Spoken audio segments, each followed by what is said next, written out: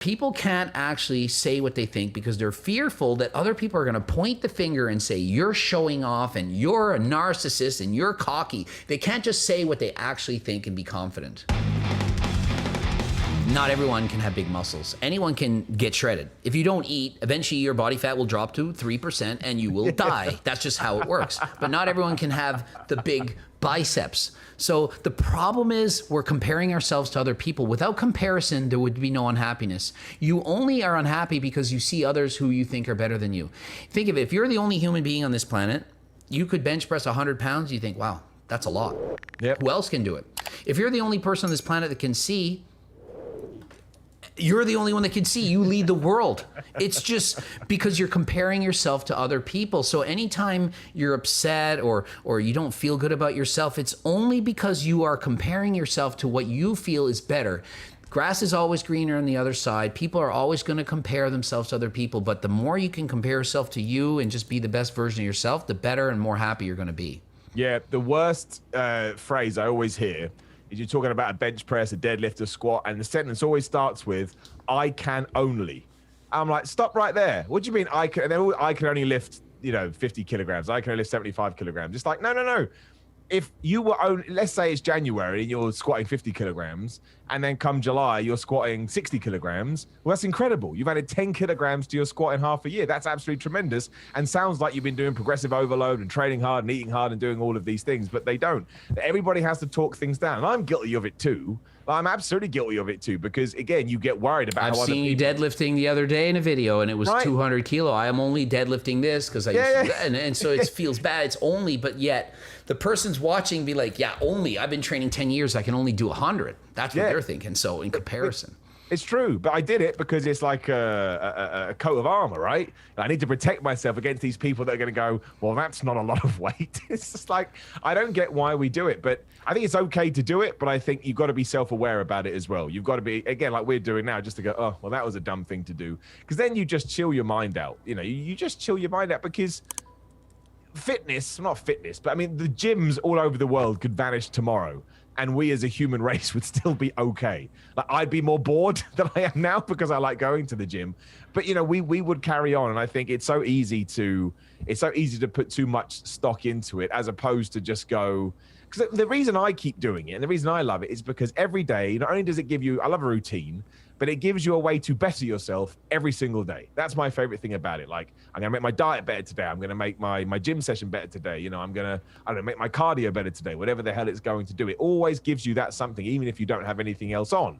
I mean, I'm lucky that I do have a lot of stuff on, but I think for people that are looking to sort of fill their lives with some sort of semblance of anything, that's why the gym is so cool, because it's always there and you can trial and experiment, and this didn't work, so I'll do this and that, and ups and downs and lefts and rights, and we forget about that, and really quickly it becomes I'm not 220 and 6% straight away.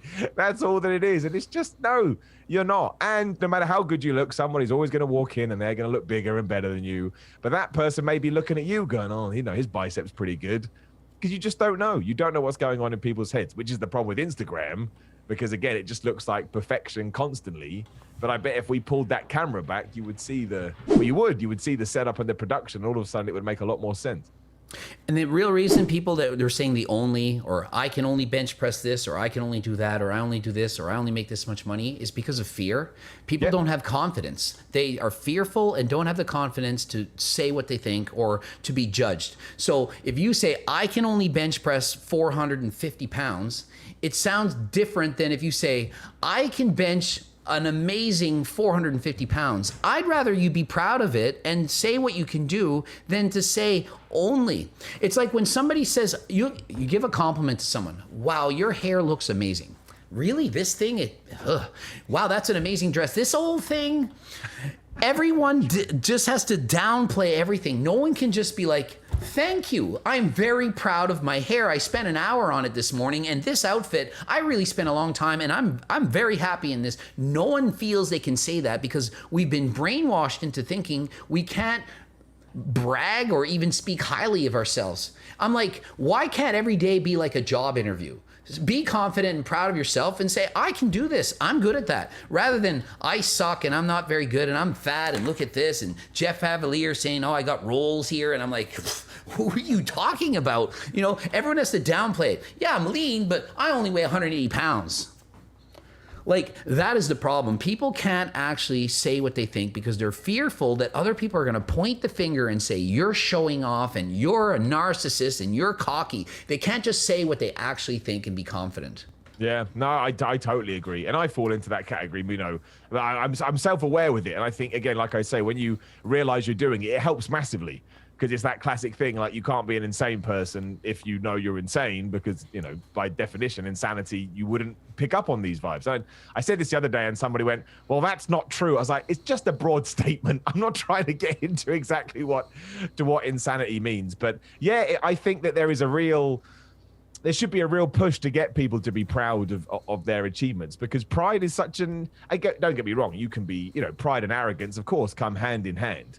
But again, it goes back to the squat conversation. If you do get to that 60 kilogram squat and you don't pat yourself on the back, I mean, not what was it for, because you have got stronger. You know, that's just a physical attribute that you've increased. But you're going to ruin your motivation eventually, because again, a motivation comes from being excited and being happy and, you know, being focused on where you're going to get to. But I totally get it. I totally understand it. And it probably is worse these days, given that if I had done that deadlift video and gone, man, watch me smash this 200 kilogram deadlift, and then gone, yeah, look, I'm the best. I bet you, because actually a lot of the comments were lovely, so shout out to my community for being nice. But I bet if I had done it that way, Pete, there would have been way more. It's not that much, Miller. Calm down. What are you talking about? Because I don't know. I can't answer the question as to why, other than what you've just said. Because let's say that you did that video and you smashed out like a really strong deadlift. My initial reaction would be like, that was a great deadlift. Oh my gosh, I want to improve my deadlift now, which again goes back to what I was saying earlier about how it's so much better to shoot upwards than kick downwards. Like, it just is. It completely changes your mindset, and it gets you excited about these little things.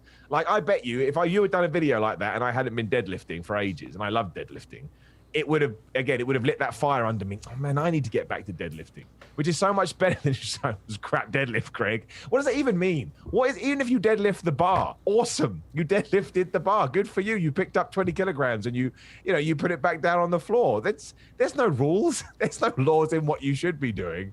It's truly baffling and it's truly strange. And I guess it comes down to the idea that the fitness world sometimes cannot be as harmonious as you would probably want it to be. Like, I think there could be a lot more sort of, you know, theoretical hugging and patting on the back and, oh yeah, you know, good job, kid, as opposed to, no, you need to be smashing records before we even get into a conversation about what you've just done. Absolutely. I mean, I challenged Will Tennyson to a squat competition. I remember, yeah. Will Tennyson beats me. I'm proud of him for beating me. Like, good on you for beating me. I have no shame in that whatsoever. And I'm getting private messages from one guy in particular, millions of followers, making fun of me for Will beating me. And I'm like, who cares? Like, it's so ridiculous. Like, I don't care. Like, yes, I've broken world records in the bench press or deadlift. And I say it and people are like, you're bragging, I broke the record. And when I used to enter a powerlifting contest, people would write me, how are you going to do? I'd say, well, I expect to win by approximately 110 pounds and probably break the world record by about 6 or 7 pounds. You show off. I'm literally saying exactly what I believe to happen to the letter. I'm not exaggerating. And to me, showing off or bragging would be, I'm going to beat everyone when you can't, or you're not going to. When you literally say what you're going to do or you expect to do, you're just saying what am I supposed to say? Well, I just hope I don't suck, and shucks darn it, I'm probably going to get embarrassed when you're the world record holder. Like, it makes no sense. So people have this thought in their minds. They just can't say what they think. They have to downplay everything. You can't just be honest and say, like, I'm very mathematical, statistical, numerical. I'm just going to spit the facts. I spit the facts and you get shit on. Yeah, no, it's true. And it's tying it back into wrestling too.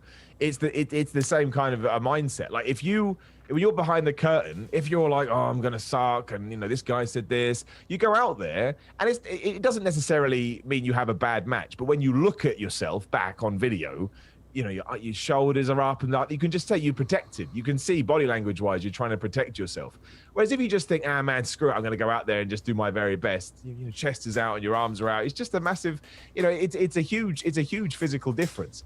And I mean, especially in wrestling, man, I tell you, the amount of mistakes you get in wrestling, obviously, because it's two guys or two girls or whoever trying to put on we'll go with choreographed performance, of course things are going to go wrong. You get sweaty, you forget things, you smash into each other because there's a lot of throwing around. And the straight was like, oh, you made a mistake. You are rubbish. It's like, imagine you were a data analyst and you accidentally pushed the 2 as opposed to the 1. And somebody just shouted through the window, you're the worst data analyst ever. It's like, what you talking about?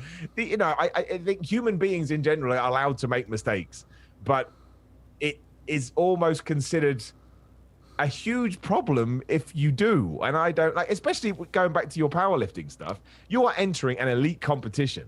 So, I mean, I've never spoken to anyone or seen an interview with anyone that was an elite competitor who didn't have the mindset of, I'm going to win.